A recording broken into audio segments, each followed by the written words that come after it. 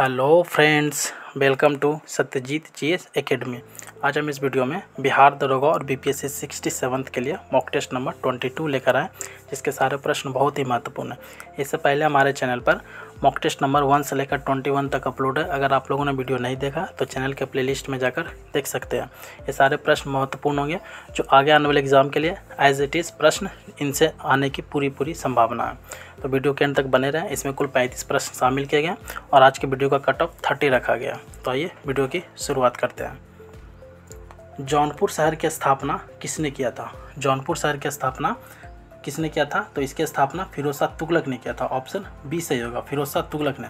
फिरोज शाह तुगलक ने इसकी स्थापना अपने भाई मोहम्मद बिन तुगलक की स्मृति में किया था। मोहम्मद बिन तुगलक की स्मृति में किया था। फिरोज शाह तुगलक का जो कार्यकाल था वो 1351 ईस्वी से लेकर के 1388 ईस्वी तक था। 1351 से लेकर 1388 ईस्वी तक। और इसने 24 प्रकार के कष्टदायक कर को समाप्त करके 4 प्रकार के कर को लागू किया था। 4 प्रकार के कर को लागू किया था और वो 4 प्रकार का कर था खराज, खम्स, जजिया और ज़कात। खराज, खम्स, जजिया और ज़कात।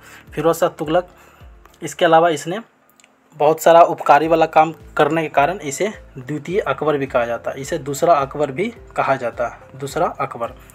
बढ़ते हैं अगले प्रश्न की ओर।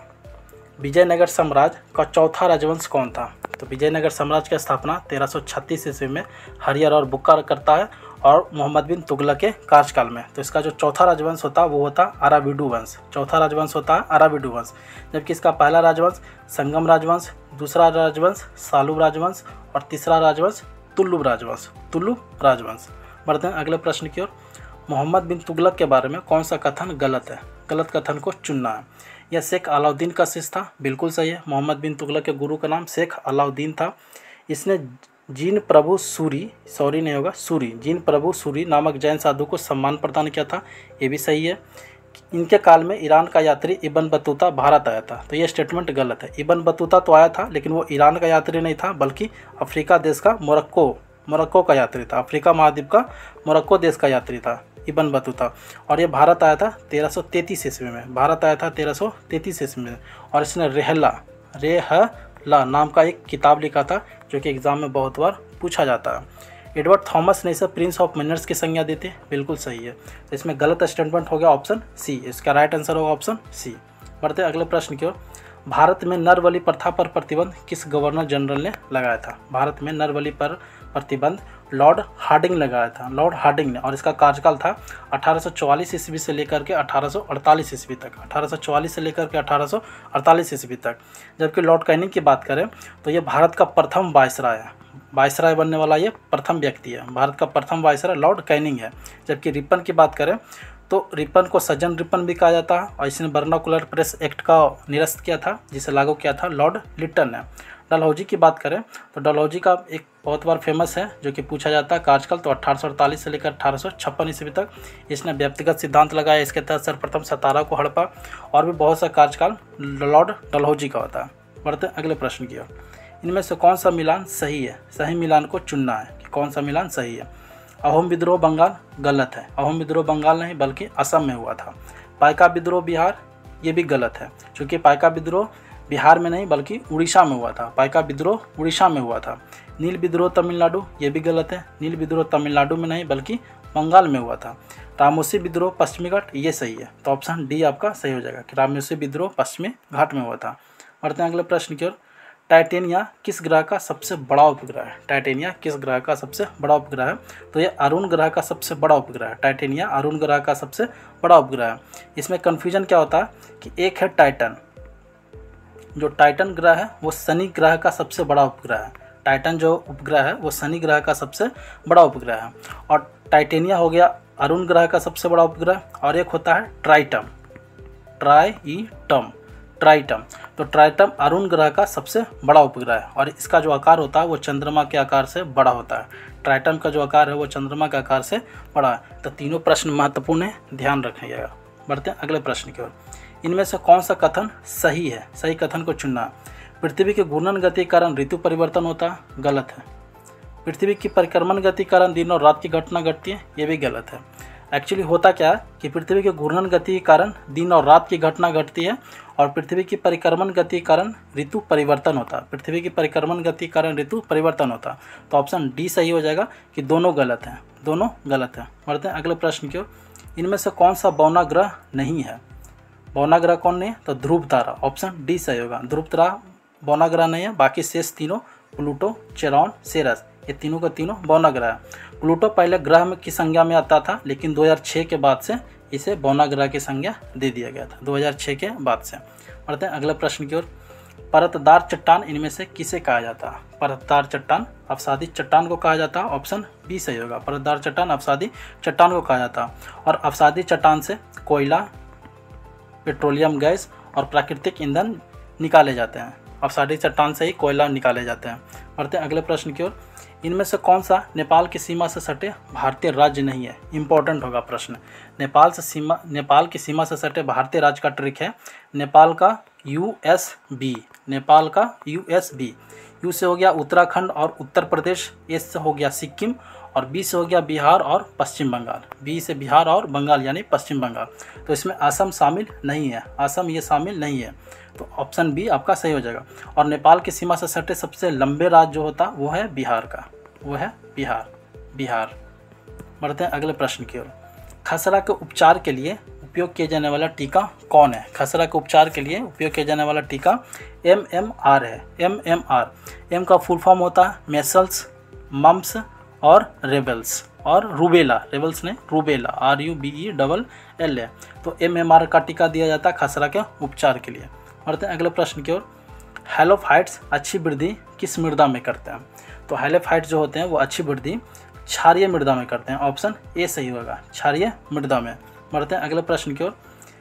तेल बीज वाली फसल किस कुल से संबंधित है? जिससे तेल प्राप्त किया जाता है तो तेज बीज वाली जो होता है वो कुशीफेरी कुल से संबंधित होता है, कुशीफेरी। और इसी में सरसों भी आता है, क्योंकि सरसों से तेल निकाला जाता है। तो सरसों किस कुल से है? कुशीफेरी।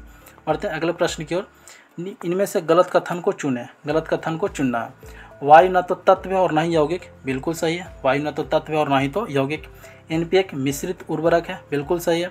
N से नाइट्रोजन, P से फास्फोरस और K से पोटेशियम, ये तीनों का मिक्सचर होता है। बढ़ते हैं आगे। पृथक्करण का नियम डार्विन ने दिया था, ये भी स्टेटमेंट सही है। रॉबर्ट हुक ने 1675 में कोशिका की खोज की थी। तो रॉबर्ट हुक ने कोशिका की खोज जरूर की थी, लेकिन 1675 में नहीं बल्कि 1665 ईस्वी में, 1665 में। तो आपका डी स्टेटमेंट गलत हो जाएगा, ऑप्शन डी सही हो जाएगा। बढ़ते हैं अगले प्रश्न की ओर। विदेशी मुद्रा जिसमें त्वरित प्रवास की प्रवृत्ति होती है क्या कहलाती है? तो जिसमें त्वरित प्रवास की प्रवृत्ति होती है वो गर्म मुद्रा कहलाती है, ऑप्शन ए सही होगा, गर्म मुद्रा। बढ़ते हैं अगले प्रश्न की ओर। कोशिका का रसोई घर किसे कहा जाता है? कोशिका का रसोई घर किसे कहा जाता है? तो ये क्लोरोप्लास्ट को कहा जाता है, ऑप्शन डी सही होगा, क्लोरोप्लास्ट को कहा जाता है। बढ़ते हैं अगले प्रश्न की ओर। चुंबकीय प्रेरण, विद्युत चुम्बकीय प्रेरण पर आधारित युक्ति कौन है? विद्युत चुम्बकीय प्रेरण पर आधारित युक्ति डायनेमो है, डायनेमो। इसके अलावा ट्रांसफार्मर और माइक्रोफोन, ये तीनों जो है विद्युत चुम्बकीय प्रेरण पर आधारित युक्ति है, विद्युत चुम्बकीय प्रेरण पर आधारित युक्ति है। बात करें डायनेमो की, तो डायनेमो यांत्रिक ऊर्जा को विद्युत ऊर्जा में बदलता है, यांत्रिक ऊर्जा को विद्युत ऊर्जा में बदलता है। बढ़ते हैं अगले प्रश्न की ओर। मानव शरीर में निम्न में किसका आकार सबसे बड़ा है? मानव शरीर में निम्न में किसका आकार सबसे बड़ा है? तो यह सबसे बड़ा आकार है यकृत का। या यूँ ऐसे भी क्वेश्चन पूछा जाता है कि मानव शरीर की सबसे बड़ी ग्रंथि कौन सी है? वो यकृत ग्रंथि है। जबकि दूसरी सबसे बड़ी ग्रंथि अग्नाशय ग्रंथि है, और अग्नाशय एक प्रकार की मिश्रित ग्रंथि भी है, अग्नाशय एक प्रकार की मिश्रित ग्रंथि है। बढ़ते हैं अगले प्रश्न की ओर। दोस्तों, अगर यह क्वेश्चन आपको अच्छा लग रहा हो, वीडियो आपको पसंद आ रहा हो, तो वीडियो को लाइक कीजिए, अपने दोस्तों के साथ शेयर कीजिए, और अभी तक आपने हमारे चैनल को सब्सक्राइब नहीं किया तो चैनल को सब्सक्राइब कीजिए, बेल आइकन को प्रेस जरूर कीजिए। बढ़ते हैं अगले प्रश्न की ओर। निम्न घटना को कालक्रम के अनुसार सजाएं, कालक्रम के अनुसार सजाएं। गांधी इरविन समझौता, गांधी का 11 सूत्रीय मांग और द्वितीय गोलमेज सम्मेलन। तो गांधी इरविन समझौता जो हुआ था 5 मार्च 1931 को हुआ था, 5 मार्च 1931 को। गांधी का 11 सूत्रीय मांग 1930 में आया था, गांधी का 11 सूत्रीय मांग 1930 में आया था। जबकि द्वितीय गोलमेज सम्मेलन की बात करें तो ये 7 सितंबर 1931 को शुरू होता है, 7 सितंबर 1931 को शुरू होता है। तो अगर जो क्रम की बात करें तो 2 पहले आएगा, फिर 1 आएगा और फिर 3 आएगा, यानी ऑप्शन बी आपका सही हो जाएगा। 2, 1, 3 गांधी, ये 1930 में, ये 5 मार्च 1931 को और ये 7 सितंबर 1931 को। तो ऑप्शन बी सही हो जाएगा, 2, 1, 3। बढ़ते हैं अगले प्रश्न की ओर। यदि भारत में एक नए राज्य संघ बनाना हो तो संविधान की किस अनुसूची में आवश्यक परिवर्तन करना होगा?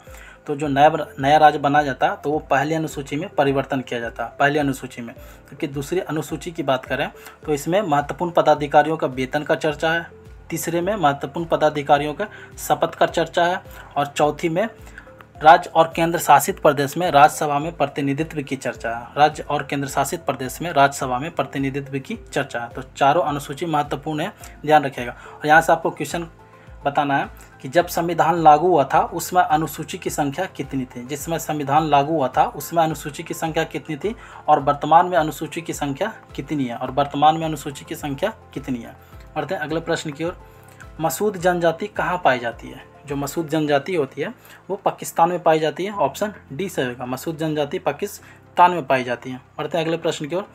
किस वर्ष संसद ने केंद्रीय सतर्कता आयोग को वैधानिक दर्जा देने वाला कानून पारित किया था?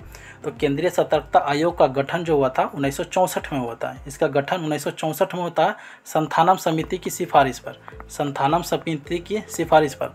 लेकिन इसे वैधानिक दर्जा 2003 में दिया जाता, ऑप्शन बी सही होगा। वैधानिक दर्जा 2003 में, और इसका स्थापना हुआ था 1964 में। बढ़ते हैं अगले प्रश्न की ओर। दिनेश गोस्वामी समिति का संबंध किससे है? दिनेश गोस्वामी समिति जिसका स्थापना 1990 में हुआ था, तो इसका संबंध किससे है? इसका संबंध चुनाव में सुधार से है, चुनाव में सुधार से है। इसके अलावा तारकुंडे समिति का भी संबंध चुनाव में सुधार से है, तारकुंडे समिति। बढ़ते हैं अगले प्रश्न की ओर।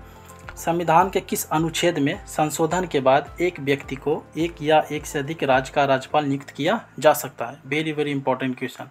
एक से अधिक राज्य का राज्यपाल नियुक्त किया जा सकता, ऑप्शन नंबर ए, यानी अनुच्छेद 156 में। अनुच्छेद 156 में ऐसा प्रावधान है कि एक व्यक्ति को एक या एक से अधिक राज्य का राज्यपाल नियुक्त किया जा सकता है। जबकि अनुच्छेद 155 की बात करें तो राज्यपाल की नियुक्ति राष्ट्रपति द्वारा की जाती है, राज्यपाल की नियुक्ति राष्ट्रपति द्वारा की जाती है। और अनुच्छेद 153 की बात करें तो राज्य में एक राज्यपाल होगा, राज्य में एक राज्यपाल होगा, ऐसा कहा गया अनुच्छेद नंबर 153 में।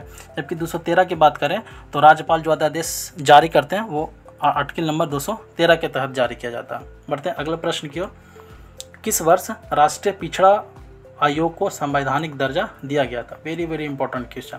आपको बता दें कि राष्ट्रीय पिछड़ा वर्ग आयोग का जो गठन हुआ था 1993 में हुआ था। इसका गठन 1993 में हुआ था, लेकिन इसे संवैधानिक दर्जा 2018 में दिया गया था। इसे संवैधानिक दर्जा 2018 में दिया गया था, और इस समय पारित हुआ था 102वां संविधान संशोधन, 102वां संविधान संशोधन। ये भी इम्पोर्टेंट होगा। बढ़ते हैं अगले प्रश्न की ओर। सर्वप्रथम किस राज्य को विशेष राज्य का दर्जा दिया गया था? सर्वप्रथम किस राज्य को विशेष राज्य का दर्जा दिया गया?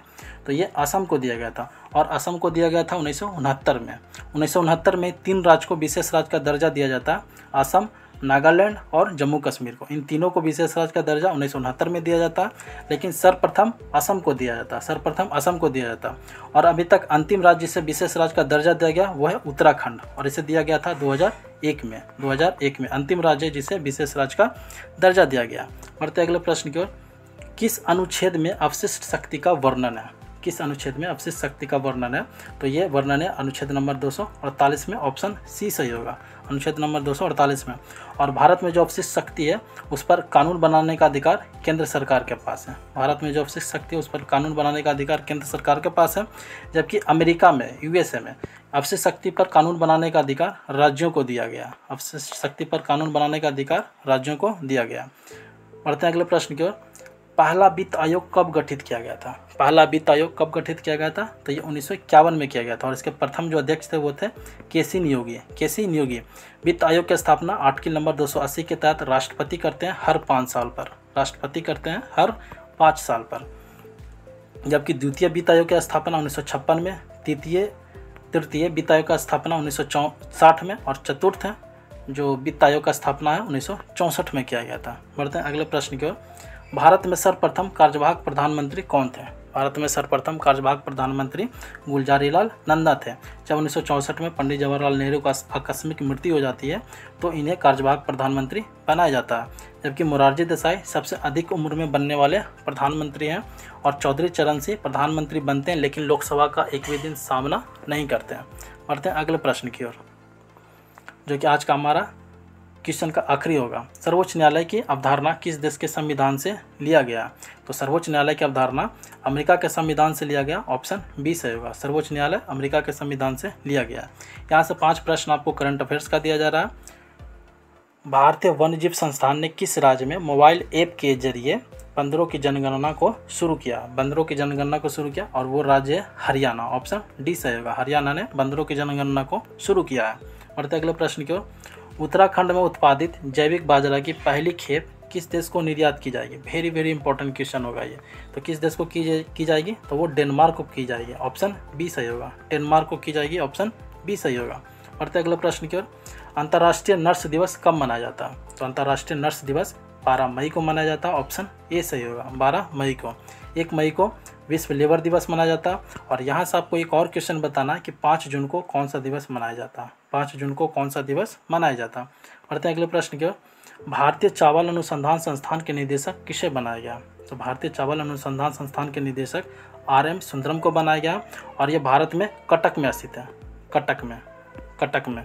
बढ़ते हैं अगले प्रश्न की ओर, यूनेस्को विश्व प्रेस स्वतंत्रता सूचकांक 2021 किसने जीता है? तो यूनेस्को विश्व प्रेस स्वतंत्रता सूचकांक 2021 मारिया रेसा ने जीता, ऑप्शन सी सही होगा। ऑप्शन सी सही होगा। दोस्तों ये 35 क्वेश्चन का प्रश्न यहीं समाप्त होता। आउट ऑफ 35 में आपका स्कोर कितना रहा? अपना स्कोर कमेंट जरूर करें। आपको याद होगा कि इसका कट ऑफ 30 रखा गया। आज का ये क्विज का प्रश्न, कोपा अमेरिका कप 2021 का खिताब किसने जीता? कोपा अमेरिका कप 2021 का खिताब किसने जीता? इसका जवाब आपको कमेंट में देना और जिनका सही रहेगा उसे पिन किया जाएगा। तो वीडियो यहीं समाप्त होता है। आपको वीडियो कैसा लगा अपना महत्वपूर्ण सुझाव में ज़रूर दें। वीडियो पसंद आया हो तो वीडियो को लाइक कीजिए, अपने दोस्तों के साथ शेयर कीजिए और अभी तक अपने चैनल को सब्सक्राइब नहीं किया तो अब कर दीजिए, क्योंकि इसी तरह का रोज़ वीडियो आपको इस चैनल पर मिलता रहता है। तब तक के लिए धन्यवाद।